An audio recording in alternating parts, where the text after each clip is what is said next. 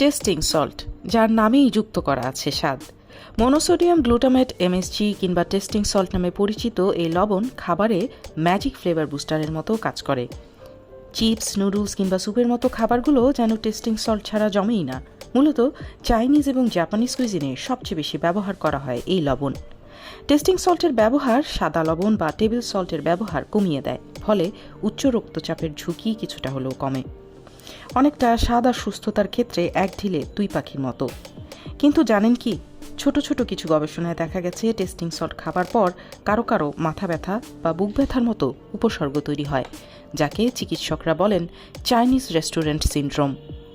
কিন্তু এই testing salt যে সবার ক্ষেত্রেই ক্ষতিকর হতে পারে সেটার এখনও কোনো শক্ত প্রমাণ মেলেনি। মোট কথা, টেস্টিং সল্ট মুখরোচক, তবে ক্ষেত্রবিশেষ কিছু কিছু মানুষের একটু সাবধান থাকাই ভালো। তাই খাবার বাছুন সচেতনভাবে আর উপভোগ করুন সঠিক পরিমাপে।